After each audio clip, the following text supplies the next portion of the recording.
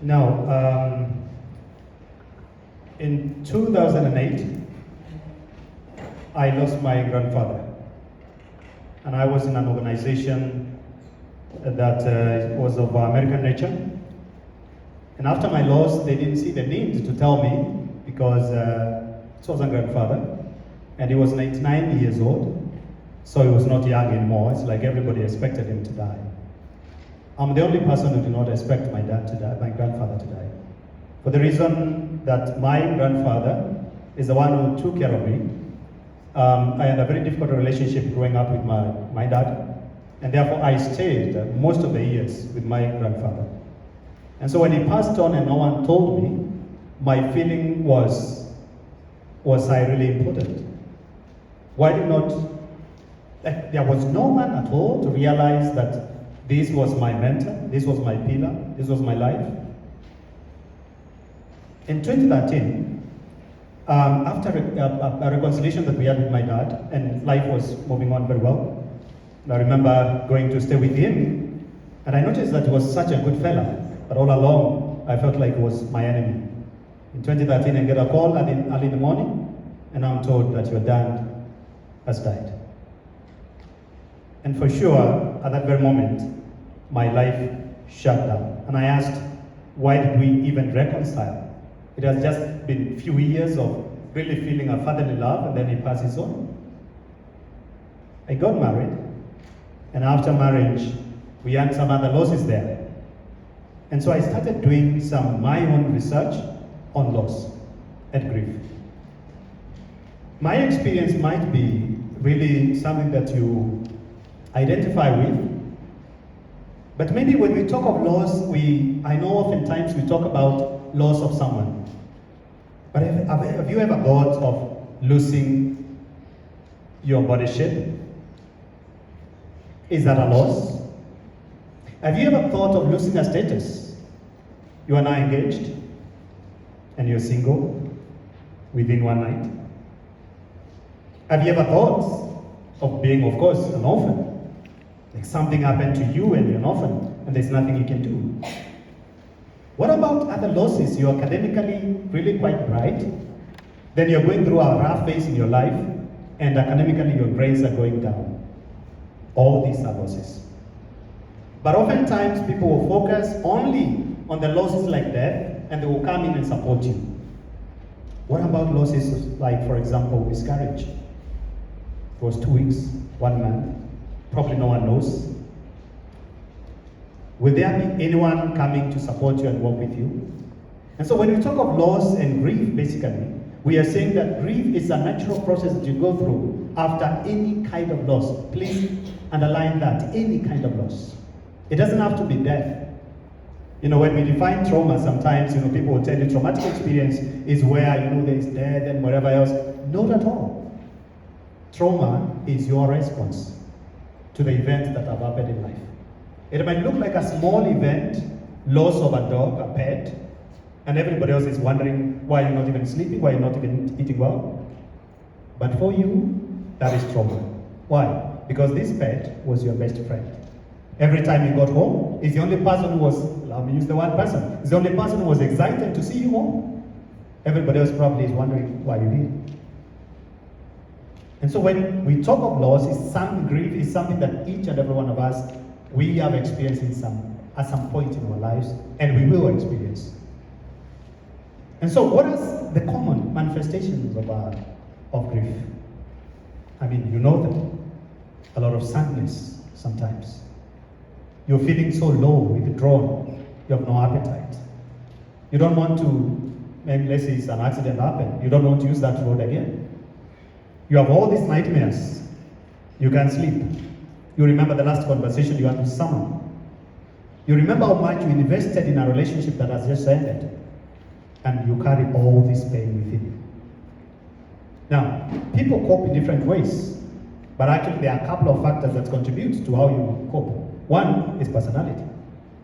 So how have you been coping with other experiences of life? That's the same thing that you will use to cope with loss and grief. And some of us, any time we have distress, we go take 1 or 2, and we're good to go. Some of us, we smoke. Some of us, we engage in some sexual whatever activities. Some of us, we indulge into watching a movie, pornography. Others will get out and rant it there. Some of us will draw, others will journal, and there are those who will take a walk, and others will go for a gym. The others will withdraw completely and stay by themselves. The others actually who will eat a lot, and they want to Coke, the big one, and it's cold. Okay? They don't want to take anything else other than Coke. That's all. So all these mannerisms that you've been using to manage your stress is literally what we'll use to manage also the loss as well. So personality is one of the things that we are considering. Apart from personality, a support system. I'm trying to imagine you're all by yourself. No one is there for you. So you're grappling with all this pain. You don't have anyone to talk to. Like yesterday, a young man comes to the office and tells me, I am an A student, but I'm scoring D+. And so I asked him what happened. He tells me, I lost my father. My father was my mentor. He was everything for me. And then he tells me I don't have anyone to talk to. I didn't have anyone to talk to, especially to talk about my pain, my frustration. There are days I have suicidal thoughts, but I can't tell the teacher that I'm having suicidal thoughts because they will send me to a therapist. I can't tell my pastor because my pastor will think that I am possessed and I need deliverance. I can't tell my friends because they think I'm weak. And so this boy has been struggling alone. And so you need support when you're going through loss. Now, number 3, people also cope with, they impacted or they respond to grief depending on the circumstances. What really happened? Someone was murdered. There's a lot of pain. There's a lot of bitterness. There's a lot of desire for revenge. Was it a sudden death? Was it someone who was sick for a very long time and probably you kind of, from a distance, far-fetched, you thought maybe one day this person might pass. All these factors actually contribute to how we respond to this. But also, what are the best coping mechanisms? There is no best coping mechanism for loss, for grief. Because when you go through loss, this is what has happened to you. You have lost your entire life. Your entire life in the sense that I'm trying to imagine this is your dad. So your dad was your mentor, was your source of security, was your provider, was your, someone who would talk to and share your confidence and all that. So when you have a loss of your dad, you have lost your life. Look here. You want to leave in the morning and go to class, your dad was always there encouraging you to go and probably even dropping you to school. So every time you get into a matatu, every time you get into a vehicle going to school, already the memories of loss start kind of, invading your mind. Let's say every time you're birthday, this is someone who will always surprise with something new every year. Now you have your birthday, and actually instead of celebrating, you are in pain. You are graduating, and this is someone that you wanted to make them proud, and your graduation turns into a mourning situation. You're getting into a relationship, and it's really beautiful, and you're wondering on the other side, I wish my mom, my dad, my brother were here to see the beauty of this relationship. So it's kind of wired, intertwined with your life everywhere. So it's something that you try to get out of yourself, but you can't. It's constantly there. And so that's why it's very difficult, and that's why I'm saying there's no one single solution. There's no an injection for grief. It means you navigating through experiences of grief to a point that you recover. Of course, there are a few things we can give, a few tips. One of those is, for example, self-care. Whereby now you feel constantly you want to withdraw, but you realize the more I withdraw, I'm already building a fertile ground for mental illnesses. So let me get out, even if I don't feel like I have energy, but let me just get out and just call one friend, just be with my friend, and that's all. As you sit with your friend, you know what is happening? Your friend is talking about some experiences in life that they had, maybe over the weekend, over the other month. And somehow your mind for a moment shifts from the loss, the object of loss, which is your dad, your mom, your relationship, your pet, your status and everything else, and it's focusing on this beautiful world that is being experienced by your friend. It's like an analogy of opening a window. One window opens into an orchard and the other window opens into a sewage. So every time you open this, will have this kind of breeze and whatever good smell, and then the moment you open this other one, the bad smell. So now what you're doing at this moment, your mind is disengaging for a moment from the pain and focusing on beautiful life that is happening. And gradually that actually can elevate you into also desiring to have beautiful experiences. And again, what your mind is doing is building what we call dopamine. Because dopamine, when we go through loss where there is no excitement, dopamine is produced in very low amounts. And therefore we can't experience excitement. But when you listen to a friend who is sharing about some experiences here and there, dopamine is shooting gradually. It's shooting gradually and changing your moods. And by the time you get home, even though you will still cry the whole night, but at least you had a good day. And then gradually that's how you recover from the loss and get to a better place. Exercising, walking around, taking a walk, all these are beautiful experiences. Eating a good meal, even though you don't have appetite, but just preparing that meal and seeing everybody else rejoicing, seeing the good thing that you've done, that shoots the dopamine. It could be journaling, sitting down and writing your thoughts rather than just grappling with them all by yourself. There are other things like people who have faith. You know, faith is sometimes we take it lightly, but America, they have now, they use science to kind of kick out faith. Now they are using science to restore faith. Because they have realized that there is an element of faith that you cannot get from anything else, particularly the element of hope, and things will be better. Now, that might look like a statement, but let me tell you, that is actually what we are all looking for. So if you have that opening for faith, then that opens you up into thought like, for example, we can meet in the future. We will meet again. Because someone who doesn't have faith, probably, they will not have that idea. So this idea opens you up. And again, even the little prayers that you may think that these prayers don't make any sense, but actually those prayers are helping you feel like you don't have to grapple with this loss all by yourself. Actually, there is someone else who can help you in the journey. And so these are, very simple concepts, but very powerful in transforming human mind. Then attach into the relationships. If you have some friendships, if you have family members, be close to them during that time of grief. It's such an antidote to a lot of stressful thoughts and whatever else. Be with them, be close to them, but also express your emotions. Don't be like me. When my father passed on, I was told you're the firstborn son, and so you have to man up, you be man for everybody else. And so actually I had to make sure that I don't get hurt, I don't have even a single tear. I didn't cry the entire time. But immediately after that, I broke down. I became very irritable. I'm usually a calm person. I became irritable. One day we were walking with my wife in the supermarket, and then she says something, and I'm shouting at her in the supermarket in front of everybody. I'm asking her, you can't see that I have just gone through loss, and this is what you're saying to me? I can't remember what it was even up to today, by the way. Then after that, I sat down, and I realized, Silas, you are dying gradually, you need to work on yourself. So I had to go for a retreat for 7 days. I sat down, I cried, I wrote down whatever thoughts I had, my frustration, anything that I didn't tell my dad that I needed to tell him, I did all that. And ultimately, I got an opportunity to do therapy to be able to deal with the pain. But actually, my pain manifested in my body. I started having pain, literally the physical pain. We call it psychosomatic now that I'm a psychologist, I know. I had a lot of pain here. I couldn't turn, I couldn't breathe. It became really so difficult for me. But then after this process of crying and writing down, I really recovered by the time I came out of that place.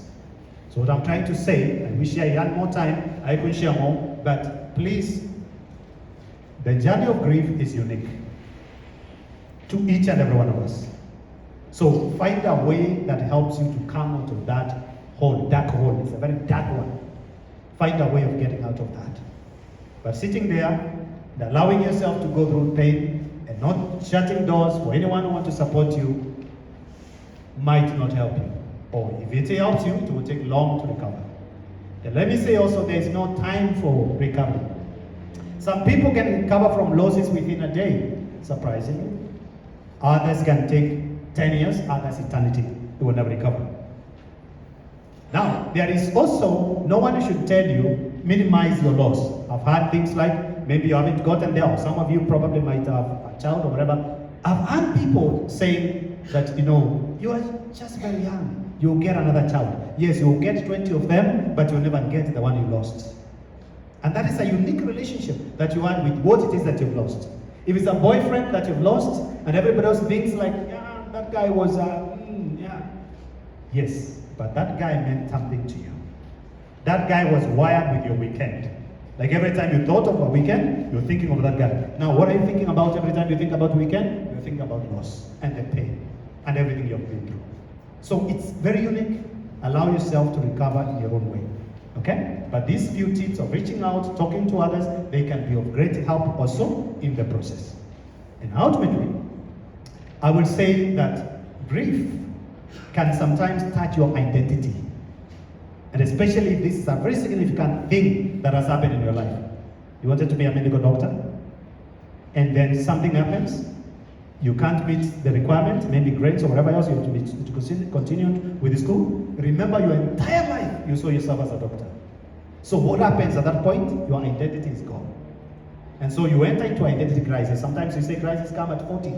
You won't be surprised there are children at 15 and they have crisis. So now begin rebuilding your identity anew. And then you get to a place of recovery. Thank you. The answer is no. Grief itself is a natural process. However, how you grieve can actually be dangerous. For example, if your grief is you're grappling with the meaning of life because you don't understand why you are alive, and then you feel the need to take away your life through suicide or whatever other means, that is dangerous. That's why we say seek help. That denial is very important. However, over time, it is supposed to now give way to other processes of healing. Number two is anger. Now, anger is you're getting angry at anything and everybody. Like the doctors, you're getting angry at there was a doctor strike, so you're angry at the government. So anger comes in, you're angry at the person who passed on, you're angry at God, whatever else. Because what you're doing is you're trying not to interact with the loss directly. You're trying to interact with the loss from a distance. So you rather say it never occurred, which is denial, or it is because of so and so you're blaming someone. Then number three, you come to bargaining. And bargaining basically is where you come to a reality that, anyway, what has happened has really happened. However, I wish, things would have gone this way. I wish it would have been my great-grandmother, because she's still alive, other than my sister, other than, who is younger. And so there is that moment of bargaining. And then you go now to the reality of grief itself, which is depression. And depression is not really a mental illness, but it's basically where you interact with the actual pain. And this is where now you see all the signs of depression. For example, like you will not be interested in anything that you enjoyed earlier. You realize you want to isolate yourself. You have a lot of irritability. Your appetite is not there. You have no motivation for anything. You can't concentrate in class and focus. So you start struggling with all those. And then ultimately, how you respond to that state of depression determines how you'll move on. Now, if you respond in a way that you realize and you ask yourself, what can I do? So all along, remember, you started by saying it never occurred. Number two, you began blaming other people. Number three, you're wishing there could be a switch, someone else. Number four, now you are really experiencing grief itself. Now, when you ask yourself, what can I do? It means you realize that I have to do something. And in that doing something is where now we are saying, please reach out and all these other advice that you've been given today. Now, the last one is acceptance. And acceptance basically, of course, there are different theories and I don't need to get to that. There is acceptance is basically not to say that I am moving on. People are told move on. Please don't move on after loss. Move forward with the person that you've lost, with the thing that you've lost. That means there is a memory, there is a history with whatever it is that you've lost, and it's a good history. You don't need to just put that aside. Move with it as a legacy that you have learned from that particular loss, from that particular person, and that what enables you to accept. Now, acceptance, it doesn't mean I accept whatever happened. It means this is a reality. I need to move on with my life, and so what will I do moving forward? Maybe my dad lost my dad. My dad was such a hardworking man, so I will be motivated, or I'm feeling motivated also to actually be a hardworking person. So you are transitioning from a place of loss and to a good place. Now, let me say this, and this will surprise you. That sometimes you'll be surprised that people live more than when they are really alive. Can I give you a good example?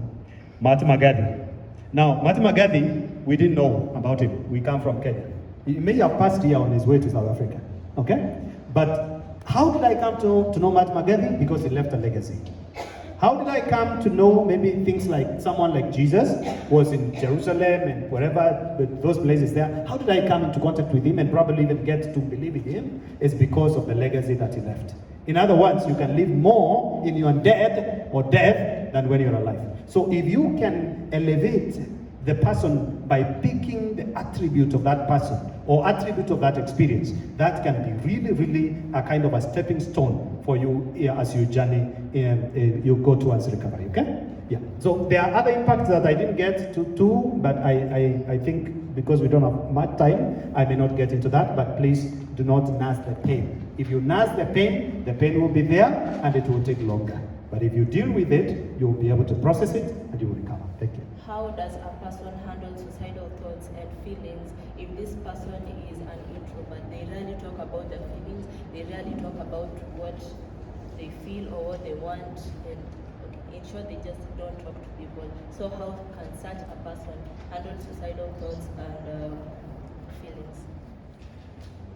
Now, normally we perceive it like if you're introverted, you don't meet people and you don't talk to people. But actually that's not true with introversion.